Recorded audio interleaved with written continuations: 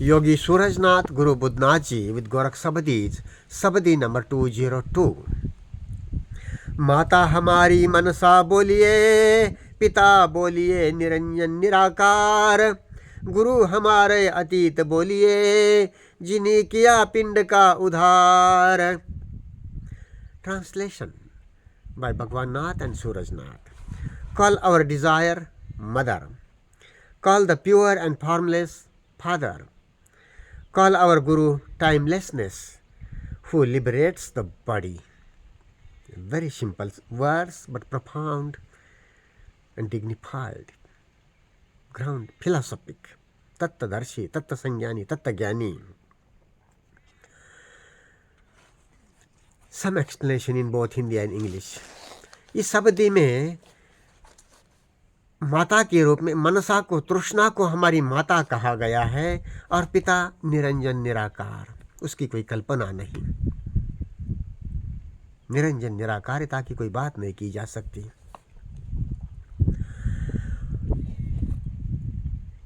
हमारी चित्त चेतना में मूलतः दो ही क्षमताएं हैं, एक तृष्णा और विचार यानी विचार करना, थॉट एंड थिंकिंग, और दूसरी क्षमता है अटेंशन और अटेंडिंग, ध्यान, वर्तमानता, प्रेजेंस। ये दो ही क्षमता है, तीसरी क्षमता हमारे भीतर नहीं है। विचार, थॉट एंड थिंकिंग, विचार करना या चिंतन, इसको गतिमान किया जा सकता है, धीमा किया जा सकता है, इसको स्थगन किया जा सकता है, विचार चिंतन का सस्पेंशन किया जा सकता है, जैसे समाधि में सस्पेंशन होता है विचार का। मगर विचार का सस्पेंशन, स्थगन, यह विचार का अंत नहीं होता। विचार की फ्रीजिंग होती है, स्थगन होता है, विचार का अंत नहीं। उसकी अपनी चित्त प्रसादन शांति होती है, मगर वो विचार का अंत नहीं होता। संबंध के आईने में फट अंदर के संस्कार बल आएंगे, आपको दिखा देंगे आप क्या है। कभी कभी वो समाधि का बल दबा भी सकता है विचारों को, अंदर के संस्कारों को, संखारों को, कुछ हद तक उसका अपना बल होता है, वो भी इस्तेमाल होता है। भव भोग, ये तृष्णा और भोग अलग नहीं होता। तृष्णा भोग होती है, तो तृष्णा का सस्पेंशन जो स्थगन है, जो समाधि बल है, वो भी भोग ही होता है। बड़ा सुखदायी भोग होता है, गहन भोग होता है। तो एनीवे, तृष्णा जो है किसी भी रूप में होए, गतिमान होए, धीमी की हुई होए, स्थगित की हुई होए, वो हमारी माता है, वो भव का कारण है, उससे हम बनते हैं। जैसे तृष्णा विचार होगा किसी वेदना भाव पवना के प्रति, इंद्रिया तो संबंध के आईने में संपर्क में होती है, तो कोई इंद्रिया से भाव पवना वेदना उभरेगी, आएगी, नेचुरल, नैसर्गिक है। उसके प्रति राग, द्वेष, चाहत या नफरत होने से, चाहिए नहीं चाहिए प्रतिक्रिया होने से, वो तृष्णा है। तो उसका रिकॉर्डिंग होगा मन में, कौन सी चित्त चेतना में उसका रिकॉर्डिंग होगा, और वही हमारा भाव बनना है। तो ये तृष्णा वैयक्तिकता, तृष्णा हमारे भीतर है, आपके भीतर है, सबके भीतर है। विचार तृष्णा अलग नहीं है। तो तृष्णा की वैयक्तिकता और तृष्णा की सामान्यता। तो तृष्णा को हम वैयक्तिक भी कर सकते हैं, मेरी तृष्णा, मैं, और सब में तृष्णा है, ये सब में अहम है, सब में भय, अनुराग, क्रोध, प्रीति है। तो इसकी सामान्यता, और वही भीतर बाहर है, संबंध की गति में, संबंध के आईने में। तो इसकी सामान्यता हुई। तृष्णा की वैयक्तिकता में हम जीवन को, तृष्णा को, तृष्णा भी ये भी जीवन का हिस्सा है, अहम को, तृष्णा को छोटा कर रहे हैं। तृष्णा की सामान्यता में हम अहम को, तृष्णा को विस्तार दे रहे हैं, विस्तारित हो रही है। और इससे भी बड़े वर्तमानता में तृष्णा विचार की कोई जगह नहीं है। तृष्णा विचार एक कालगामिता होती है, भूत भविष्य स्थगन काल का, मगर वर्तमानता में अवेक चेतन, बिल्कुल चेतन वर्तमानता में चेतनता वो नहीं आ सकते। वर्तमानता में तृष्णा विचार की इति है, फ्रीडम फ्रॉम तृष्णा विचार है। ये हम जी सकते हैं। ऐसा समझे कि हम गाड़ी चलाते हैं तो उसमें ट्रैफिक रूल, डायरेक्शन, डेस्टिनेशन, गंतव्य है, दिशा है, रास्ते का ज्ञान है, ट्रैफिक का, गाड़ी चलाने का ज्ञान है। तो सब ज्ञान, ये मेमोरी है, उसके साथ तृष्णा भी जुड़ी होती है, चाहिए उसके बगैर जा नहीं सकते गंतव्य दिशा में। मगर गाड़ी चलाते हुए प्रत्यक्षतः ये सारा ज्ञान आवश्यक होते हुए भी प्रत्यक्षतः गाड़ी चलाने में ध्यान से ही गाड़ी चलती है। आधा पाव सेकंड, थोड़ा फ्रैक्शन ऑफ सेकंड, थोड़े समय के लिए भी ध्यान हट जाए, एक्सीडेंट हो सकता है, होगा एक्सीडेंट, पता नहीं क्या होगा, फिजिकली डैमेज हो जाएगी, मर जाएगी। टूट फूट जाएंगे। और उसका कोई पर्याय नहीं है। विचार ध्यान पर नहीं आ सकता, ध्यान विचार का इस्तेमाल कर सकता है। ध्यान वर्तमानता से गाड़ी चलती है, विचार से कहाँ जाना है कैसे जाना है ये एक दिशा तय होती है, मगर गाड़ी प्रत्यक्षतः ध्यान से ही चलती है। ध्यान विचार का इस्तेमाल कर सकता है। चलते चलते हमें किसी बच्चे को भी रास्ता पूछना पड़ सकता है। तो विचार सापेक्ष होता है, रिलेटिव होता है, संबंध की गति में चलता है। ध्यान ये निरंजनता होती है, कुछ नहीं। ध्यान का वर्णन करना हो, प्रेजेंस का वर्तमानता का वर्णन करना हो तो ये कुछ भी नहीं है। चैतसिकता ये सारी इंद्रियों के परे की बात है, मगर इंद्रियों से हटकर होता है ऐसा नहीं है। सारी इंद्रियां इसमें चेतन होती है। तो विचार तृष्णा अपनी जगह मर्यादा समझती है कि ये वर्तमानता पर नहीं आ सकती, सो ये अब बैकअप करती है, पीछे हो जाती है, और वर्तमानता ध्यान के लिए जगह खाली, फील्ड खाली हो जाता है। और वो सारी इंद्रिया, सारा चित्त चेतना प्रवाह जो है अपने प्रति ही चेतन हो जाता है। उसमें नाम रूप के परे से जो बोधि है, प्रज्ञा है, आदि किरणी है, डिवाइन फायर है, इंटेलिजेंस है, वो जाग जाता है अपने से। उसमें चित्त अवधून होता है। सो वर्तमानता कुशलता से चित्त प्रवाह के प्रति, जीवन प्रवाह के प्रति चले। तो ध्यान है वो गुरु है, वो अतीत है। ध्यान चेतना वर्तमानता ये अतीत है, कालातीतता है, तृष्णा विचार कालगामिता है, वर्तमानता। इस तरह से शुद्ध रूप से समझ करके किसी भी तरह से तृष्णा विचार पर अवलंबित ना हो करके इसका इस्तेमाल कर सकते हैं हम। मगर उसका इस्तेमाल करना मतलब कोई विचार के बनाए हुए ईश्वर का नाम कल्पना, धर्म नाम कल्पना, पथ नाम कल्पना, उनका इस्तेमाल करेंगे तो वो विचार में ही गति होगी, ध्यान में गति नहीं होगी। ध्यान की समझ नहीं कही जा सकती उसको। दुनियादारी के लिए विचार की जगह है। चलो फोकसिंग कहाँ करना है, तो कीटों के गुंजन पर करना है, पक्षी गा रहे हैं उनके गायन पर करना है, या भाव पवना प्रवाह जो चित्त चेतना का है उसके उस पर करना है। इस सांस के साथ में, इस तरंग के साथ में मध्य बिंदु और ऊपर वाले वर्ड के मध्य बिंदु में चलने वाले सतत किसी को महसूस हो सकता है ये कंपन तरंग के साथ में वो सुरती है। सुरत, सु मतलब सम्यक, गुड, राइट, ईजी, और रत मतलब साथ होना। जब इसके साथ होते, सांस के सांस होते तो हम ईजी होते हैं, सहज होते हैं। और इसके साथ ही भाव पवना का दर्शन, वेदना का दर्शन, नाद का दर्शन, ऑब्जर्वेशन, दर्शन। एनीवे, सो तृष्णा में जाएंगे, विचार तृष्णा हावी होगी तो वही हमारी मनसा है, वही हमारे भाव का कारण है। उससे भाव बनेगा, कालगामिता चलेगी, और वो चंता अचंताहि उपजे, चंता सब जुग क्षीण। थॉट, थिंकिंग, तृष्णा विचारी सब दुनिया के काल का, दुख का कारण है। काल है और यही दुख का कारण, यही दुख है।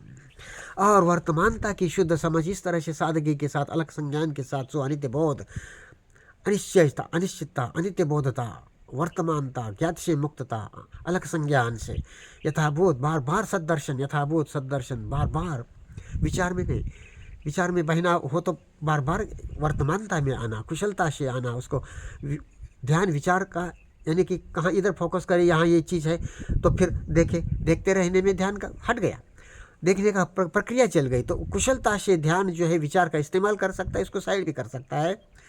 ध्यान विचार कभी ध्यान पर नहीं आ सकता।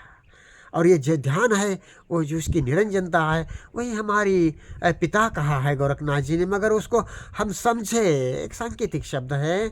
उसको कोई पिता कहे, कुछ और भी कहे, XYZ कहे, माता तृष्णा को माता कहे या XYZ कहे, ये सांकेतिक शब्द है। तृष्णा से हमारा बनना है, सो वो माता है, और पिता तो कुछ नहीं है। मगर उसके बगैर हमारा एक पल भी जीना मृत हो जाएंगे, हम गिर जाएंगे, बैठ भी नहीं सकते इस तरह से, सीधे गाड़ी नहीं चला सकते। मगर वो यदि तृष्णा विचार है उसके ऊपर डोमिनेट हो जाए, हावी हो जाए, तो उसका कोई हमें समझ ही नहीं है। उसके नाम पर भी कल्पना करते जाएंगे हम, ध्यान के नाम पर भी ध्यान योग, भक्ति योग, राजयोग, मतलब पाँव के पास रखने के लायक किताबी नहीं, सर पे बैठ गई समाज की। ऐसी कोई कल्पना की योग कहीं नहीं ले जाता, आपके विचार में कल्पना में ही ले जाएंगे। खैर, इस बात को अलग रख देते हैं, ज़रूरत नहीं है। मगर क्या झूठ क्या है, सही क्या है, झूठ को उजागर करना, साइड होना जरूरी है। सत्य का समझना और सत्य से चलना ये भी जरूरी है। ये दोनों बातें साथ चलती है। ये तिरस्कार की बात नहीं है, ये नफरत की बात नहीं है, ये समझ की बात है। सो तृष्णा हमारी माता है और पिता वर्तमानता है। तो वर्तमानता को हम समझें और वो हमारे इसमें प्रमुख हो जाए। वो बाला होता है, वो निरंजन निराकारता होती है, वो बालापन होता है, वो वर्तमानता प्रेजेंस जो है बालापन होता है, इनोसेंस होता है, इग्नोरेंस नहीं, अजानता नहीं, अजानता होती है, अज्ञान नहीं होता। तो उसको प्रमुख बने वो हमारे जीवन गति में, फिर उसका अपना काम, उसमें बोधि आदि किरणी प्रज्ञा इंटेलिजेंस अपने आप वही है, उसमें एक समरस एकता है, उसमें अपने आप से वो बात जागती है कि फ्रॉम बियॉन्ड, अपारता से, और चित्त अवधूलन चलता है। तृष्णा का मरना, अहम का जलना होता है, मीठे मरना होता है, रिजनरेशन निर्वाण मोक्ष मुक्ति कहे प्रत्यक्ष होता है अभी, और यही और वो टाइमलेसनेस हमारे गुरु है जिससे पिंड का उद्धार होता है। देखिए गोरख के कितने सादे शब्द है, कितने थोड़े शब्द है, कितने अक्यूट है, ये गोरख की ब्यूटी है। एक गोरख शब्दी बहुत छोटी सी किताब है, ये बहुत छोटा सा कंपिलेशन है। गोरख का 300 सवा 300 शब्द है, 315 दो 4 लाइन की, 2 लाइन की ज़्यादातर, और वो इस तरह से बारीकी के साथ में आपको अध्यात्म की देशना देते हैं, धर्म की, दीन की देशना देते हैं, जिसमें आपकी गति डायरेक्ट है। और गोरख के नाम पर कोई धर्म पैदा नहीं हो सका, ये गोरख की ब्यूटी है, सौंदर्य है। पथ है सिद्ध पंथ, नाथ पंथ, और उसको भी उस अलग संज्ञान को चेतन रखना है हमारी जिम्मेदारी है। नहीं तो इस पंथ के नाथ साधु पीर मान भी हमारे भक्ति करो, भजन करो करने लगे, ध्यान करो, ये कहना भी वो भूल रहे हैं, अब ये ऐसा लगता। तो इस तरह के क्या, इस अलग संज्ञान को चेतन रखना, अलग जगह रखना, आगे आगे गोरख जागे, वो यही बात है। भक्ति मुक्ति तो उठाकर हमारे थ्रो अवे बहुत भक्ति एंड मुक्ति, गोरख सीधे कहते हैं। और इसका तिरस्कार नहीं है, ये समझ की बात है, वर्तमानता की बात है, जीने की बात है, प्रत्यक्ष कुशलता से। बार बार some explanation in English. Desire is said to be our mother and father is said to be formless, pure and formless. So desire thought goes together. Desire thought is the cause of our becoming. Bhava, becoming. So this individuality of thought, by that thought and desire is limited. But in everybody thought and desire works, we see. So that way it is general also. So when we understand the general nature of thought and desire, then our thought and desire, the nature of our thought and desire is expanded. So it is expansion of thought and time. But good, but it is, of course, it is even then it is thought and time becoming.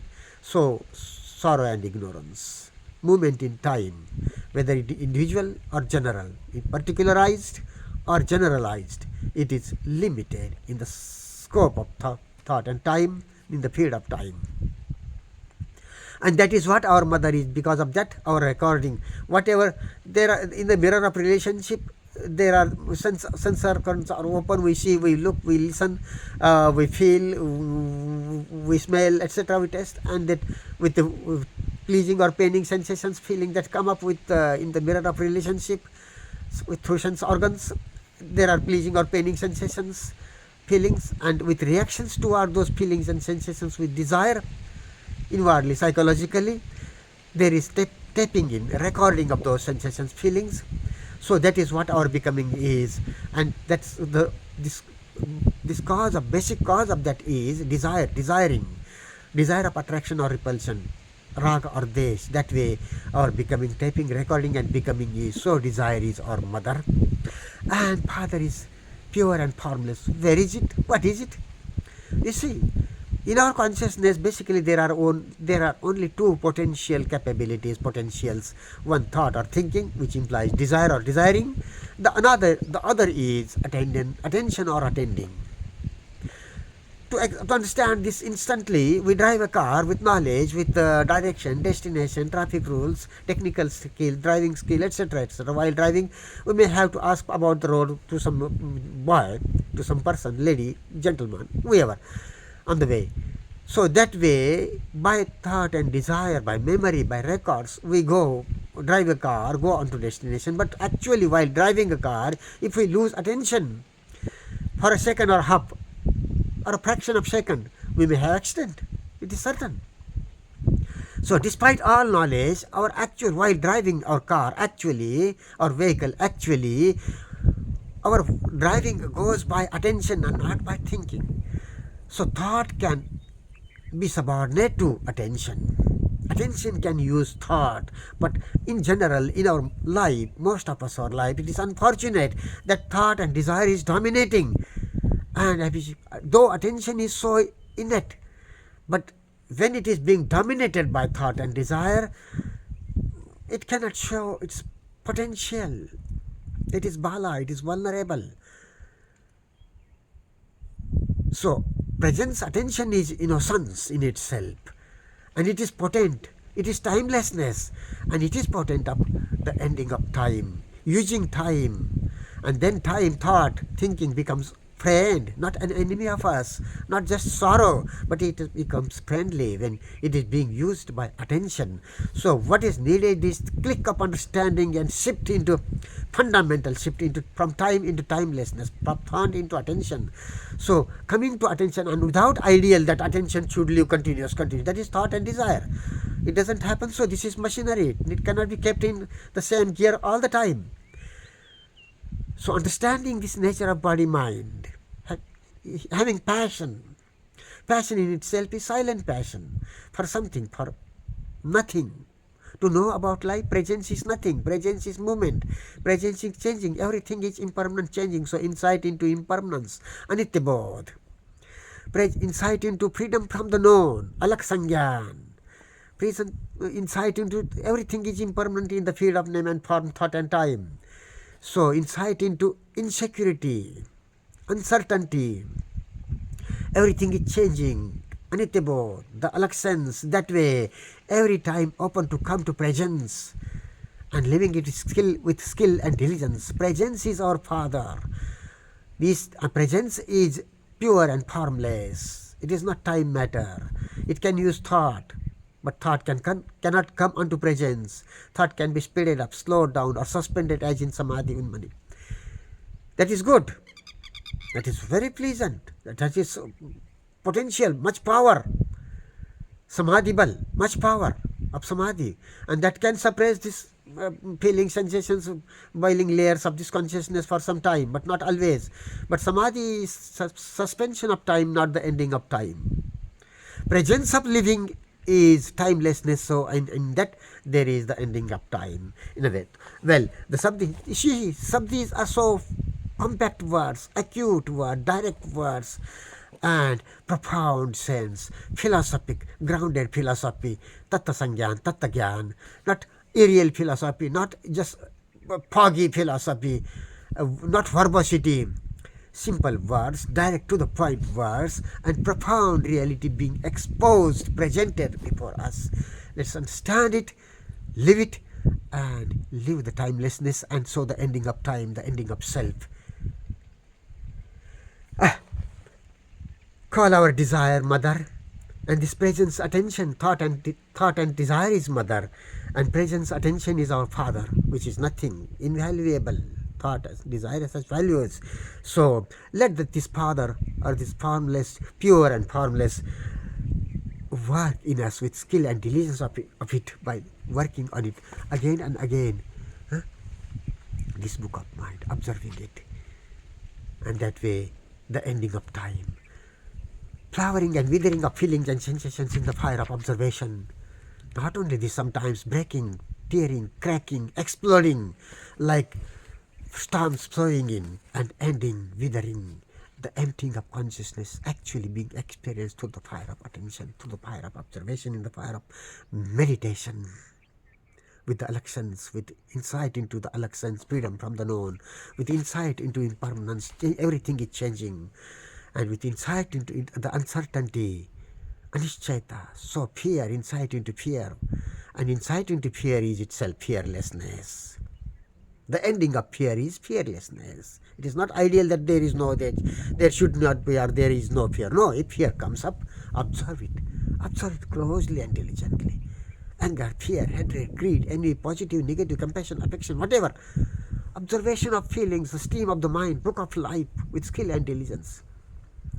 This tarang, with this vibrating sensation in, or this breathing is every time there for us. Observing expressions closely and diligently, that way the ending of the stream. This is observation, is not desiring. Observation is nothing. Presence is nothing. It cannot be described otherwise. Desire and thought is something or something. Presence is nothing. So in day-to-day life, thought and desire has its place. It is our friend. Thinking becomes friendly, a good friend, when we have insight into attention, it's innocence, not ignorance, presence. That way, living it skillfully and diligently, and the ending of time. We are explaining it again and again through the Sabadis, through these videos, Gorakh Sabadis.